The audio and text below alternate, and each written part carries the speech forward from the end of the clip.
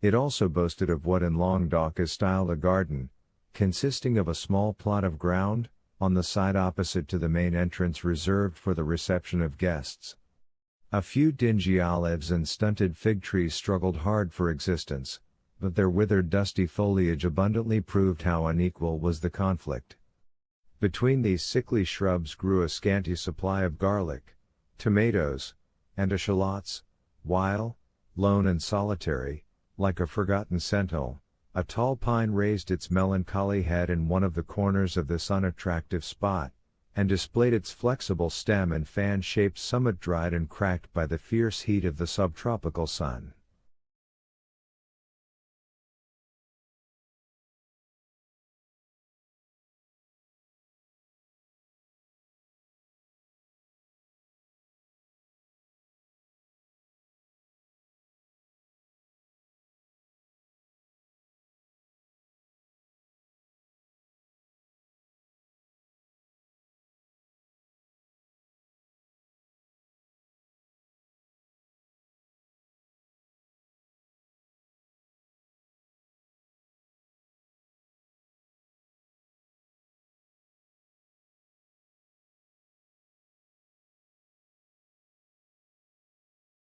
In the surrounding plain, which more resembled a dusty lake than solid ground, were scattered a few miserable stalks of wheat, the effect, no doubt, of a curious desire on the part of the agriculturists of the country to see whether such a thing as the raising of grain in those parched regions was practicable.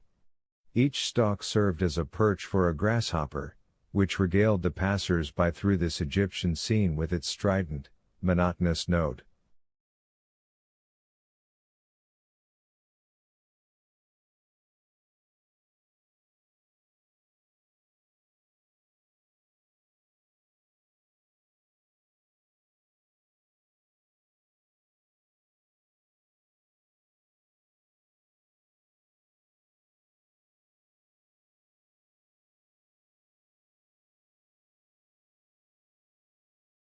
For about 7 or 8 years the little tavern had been kept by a man and his wife, with 2 servants, a chambermaid named Trinette, and a ostler called Picot. This small staff was quite equal to all the requirements, for a canal between Beaucaire and Aigues-Mortes had revolutionized transportation by substituting boats for the cart and the stagecoach.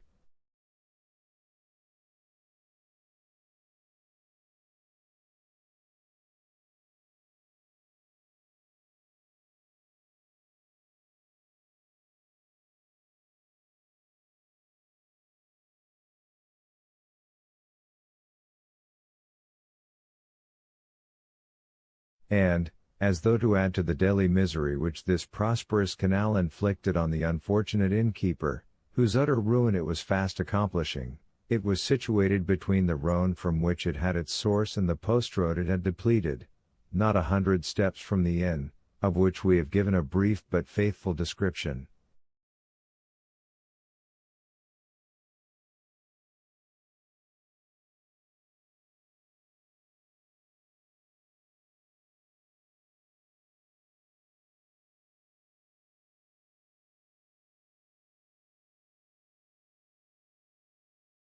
The innkeeper himself was a man of from 40 to 55 years of age, tall, strong, and bony, a perfect specimen of the natives of those southern latitudes. He had dark, sparkling, and deep-set eyes, hooked nose, and teeth white as those of a carnivorous animal. His hair, like his beard, which he wore under his chin, was thick and curly, and in spite of his age but slightly interspersed with a few silvery threads.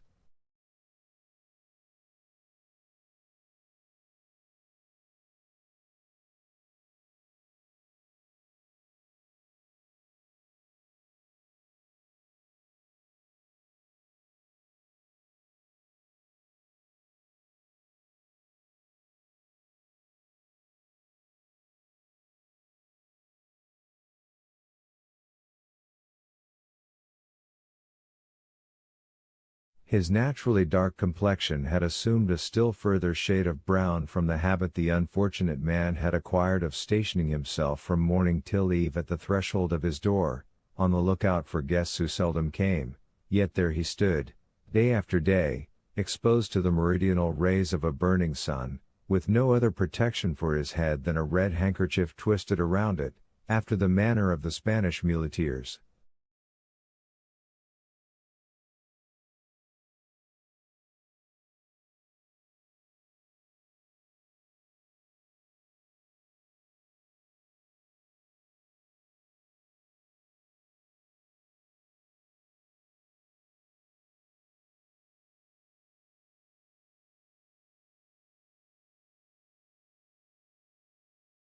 This man was our old acquaintance, Gaspar Caderousse.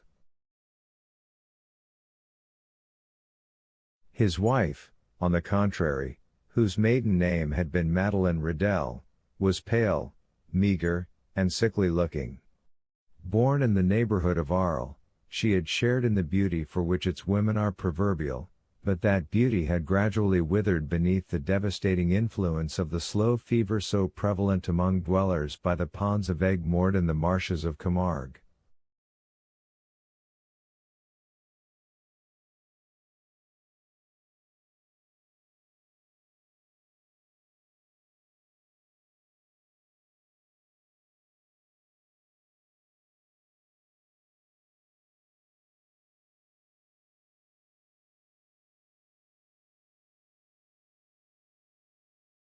She remained nearly always in her second-floor chamber, shivering in her chair, or stretched languid and feeble on her bed, while her husband kept his daily watch at the door, a duty he performed with so much the greater willingness, as it saved him the necessity of listening to the endless plaints and murmurs of his helpmate, who never saw him without breaking out into bitter invectives against fate, to all of which her husband would calmly return an unvarying reply, in these philosophic words: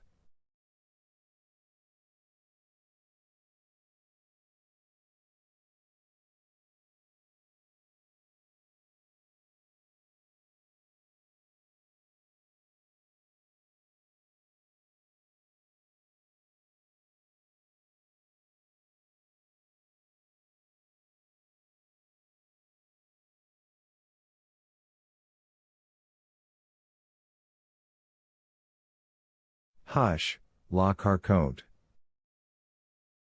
It is God's pleasure that things should be so. The sobriquet of La Carconte had been bestowed on Madeleine Ridel from the fact that she had been born in a village, so called, situated between Salon and Lambesc, and as a custom existed among the inhabitants of that part of France where Caderousse lived of styling every person by some particular and distinctive appellation, her husband had bestowed on her the name of La Carconte in place of her sweet and euphonious name of Madeleine, which, in all probability, his rude guttural language would not have enabled him to pronounce.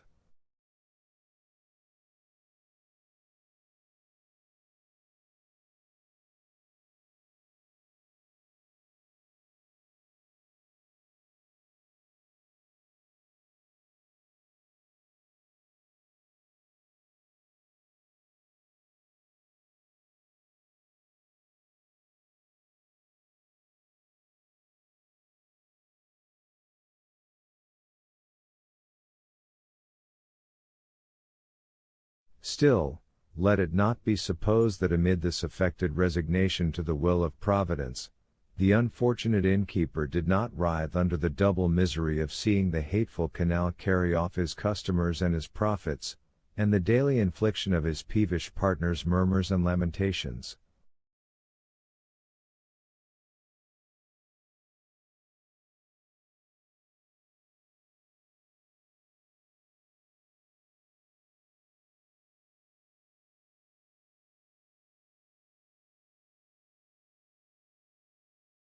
Like other dwellers in the South, he was a man of sober habits and moderate desires, but fond of external show, vain, and addicted to display. During the days of his prosperity, not a festivity took place without himself and wife being among the spectators. He dressed in the picturesque costume worn upon grand occasions by the inhabitants of the south of France, bearing equal resemblance to the style adopted both by the Catalans and Andalusians, while La Carconte displayed the charming fashion prevalent among the women of Arles, a mode of attire borrowed equally from Greece and Arabia.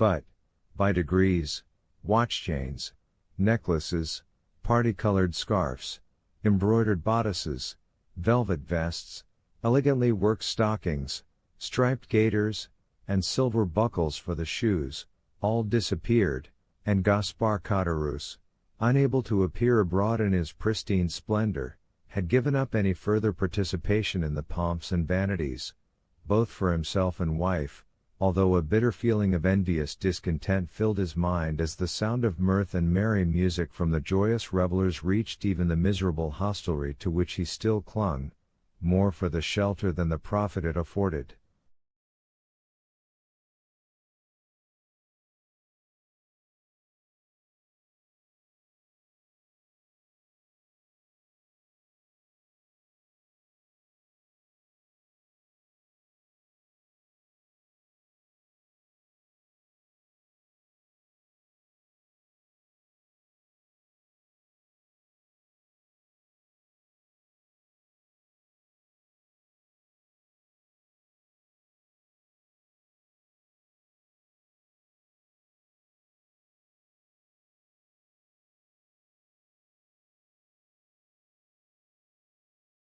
Caderousse, then, was, as usual, at his place of observation before the door, his eyes glancing listlessly from a piece of closely shaven grass, on which some fowls were industriously, though fruitlessly, endeavoring to turn up some grain or insect suited to their palate, to the deserted road, which led away to the north and south, when he was aroused by the shrill voice of his wife, and grumbling to himself as he went, he mounted to her chamber, first taking care, however, to set the entrance door wide open, as an invitation to any chance traveler who might be passing.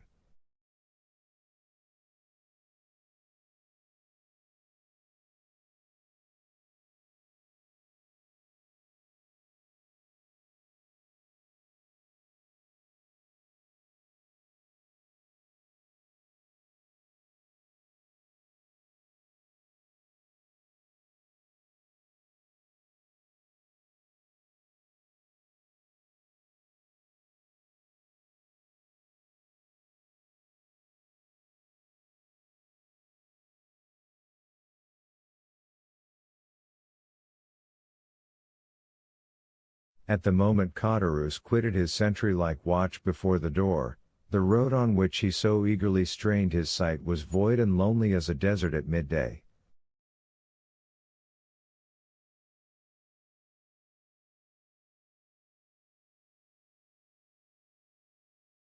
There it lay stretching out into one interminable line of dust and sand, with its sides bordered by tall, meager trees, altogether presenting so uninviting an appearance, that no one in his senses could have imagined that any traveler, at liberty to regulate his hours for journeying, would choose to expose himself in such a formidable Sahara.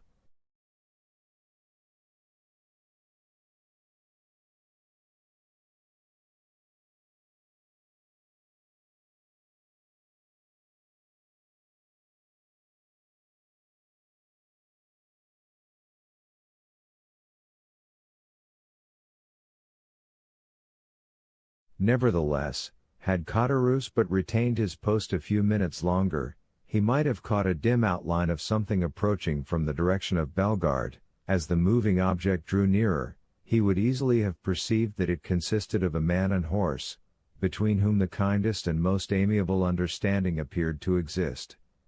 The horse was of Hungarian breed, and ambled along at an easy pace. His rider was a priest, dressed in black, and wearing a three-cornered hat, and, spite of the ardent rays of a noonday sun, the pair came on with a fair degree of rapidity.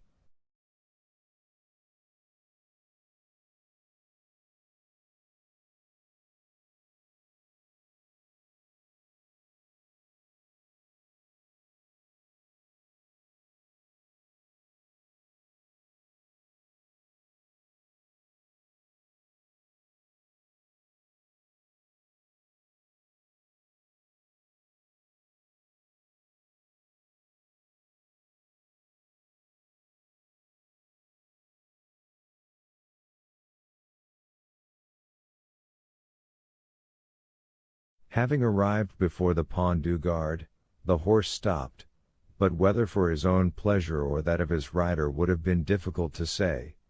However that might have been, the priest, dismounting, led his steed by the bridle in search of some place to which he could secure him.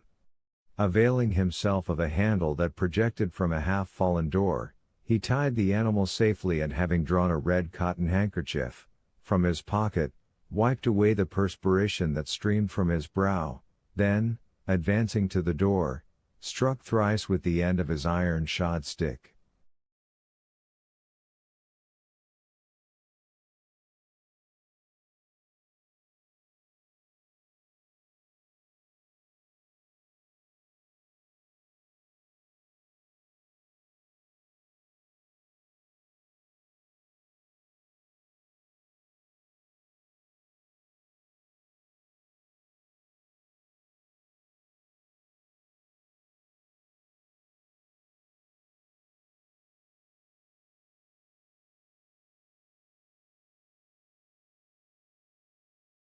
At this unusual sound, a huge black dog came rushing to meet the daring assailant of his ordinarily tranquil abode, snarling and displaying his sharp white teeth with a determined hostility that abundantly proved how little he was accustomed to society.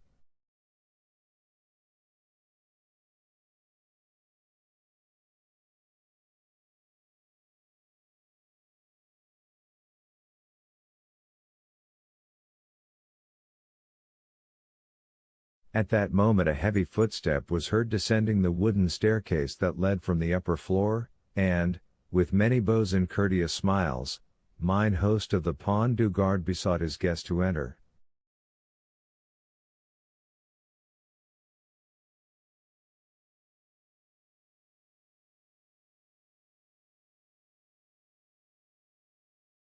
"You are welcome, sir, most welcome," repeated the astonished Caderousse. "Now, then, Margotin," cried he, speaking to the dog, "will you be quiet?"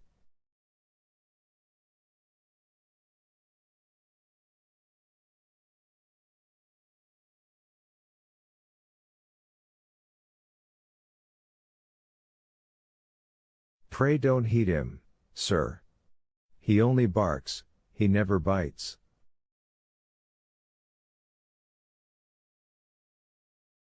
"I make no doubt a glass of good wine would be acceptable this dreadfully hot day."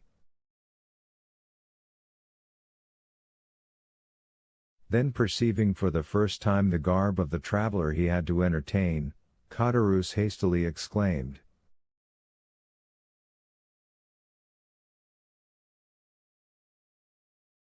"A thousand pardons. I really did not observe whom I had the honor to receive under my poor roof."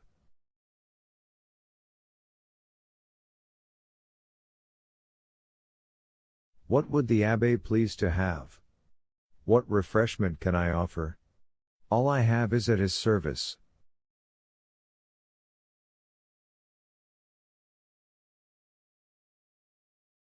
The priest gazed on the person addressing him with a long and searching gaze. There even seemed a disposition on his part to court a similar scrutiny on the part of the innkeeper. Then, observing in the countenance of the latter no other expression than extreme surprise at his own want of attention to an inquiry so courteously worded, he deemed it as well to terminate this dumb show, and therefore said, speaking with a strong Italian accent,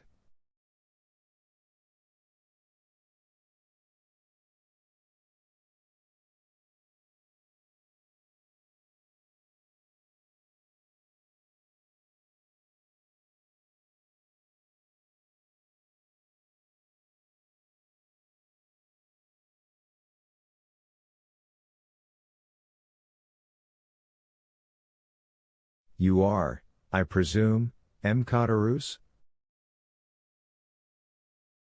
Yes, sir, answered the host, even more surprised at the question than he had been by the silence which had preceded it. I am Gaspar Caderousse, at your service.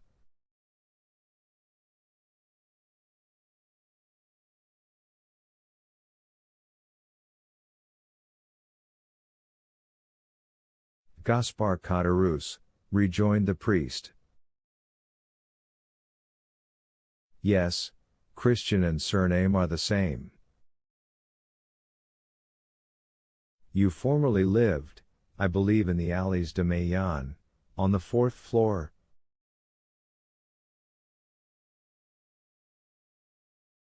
I did. And you followed the business of a tailor? True, I was a tailor, till the trade fell off.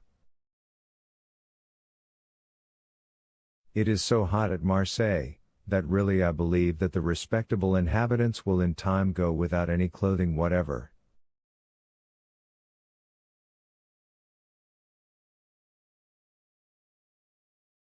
But talking of heat, is there nothing I can offer you by way of refreshment?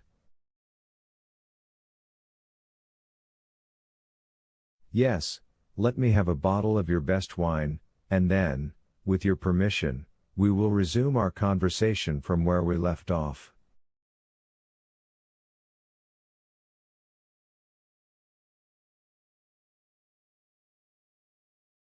As you please, sir, said Caderousse, who, anxious not to lose the present opportunity of finding a customer for one of the few bottles of Cars still remaining in his possession, hastily raised a trapdoor in the floor of the apartment they were in, which served both as parlor and kitchen.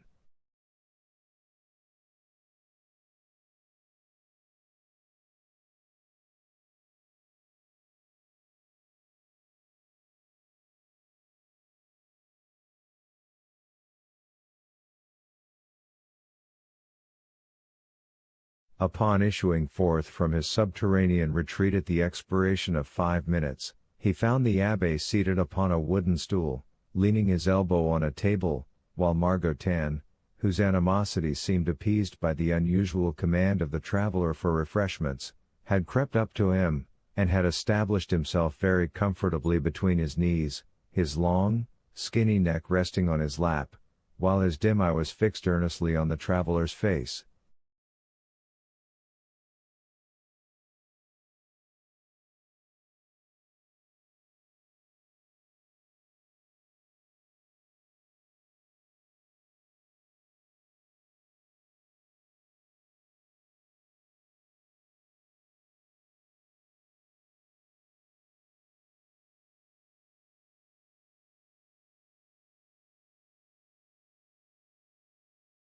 Are you quite alone? Inquired the guest, as Caderousse placed before him the bottle of wine and a glass.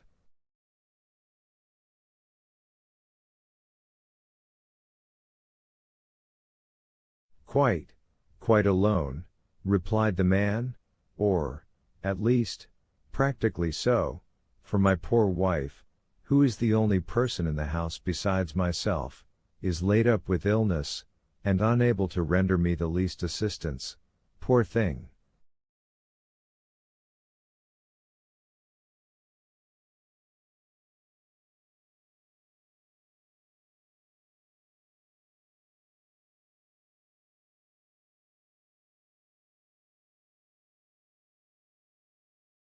You are married, then?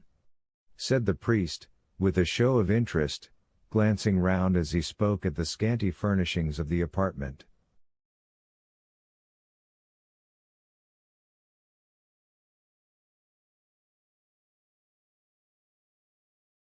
Ah, sir, said Caderousse with a sigh, it is easy to perceive I am not a rich man, but in this world a man does not thrive the better for being honest.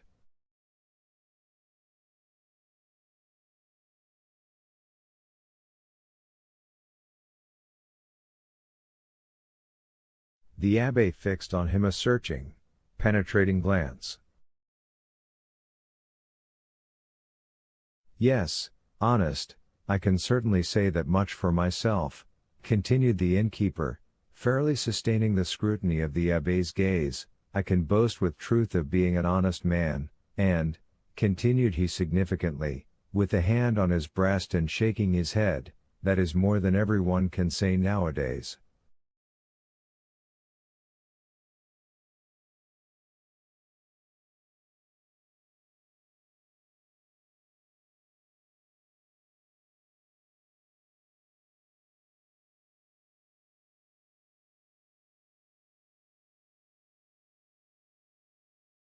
So much the better for you, if what you assert be true, said the abbé, for I am firmly persuaded that, sooner or later, the good will be rewarded, and the wicked punished.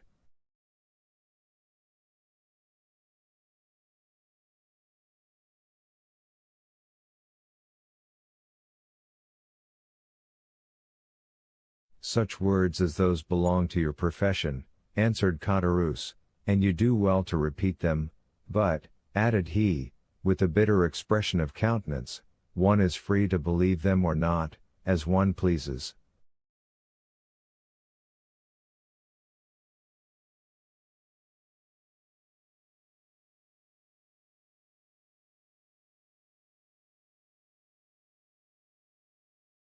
You are wrong to speak thus, said the abbé, and perhaps I may, in my own person, be able to prove to you how completely you are in error.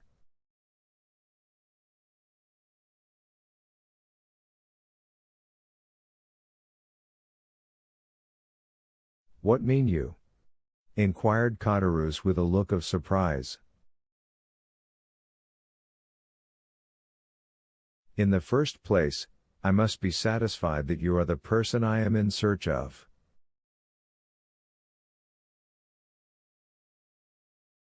What proofs do you require? Did you, in the year 1814 or 1815, know anything of a young sailor named Dantes?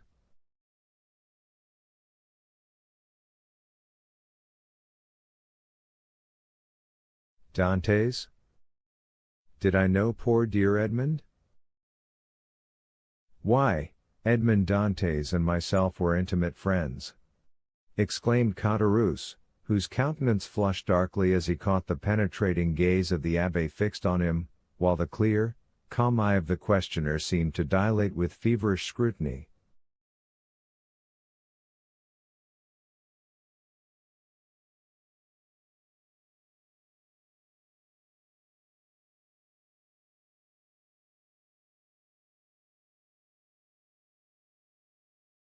You remind me, said the priest, that the young man concerning whom I asked you was said to bear the name of Edmond.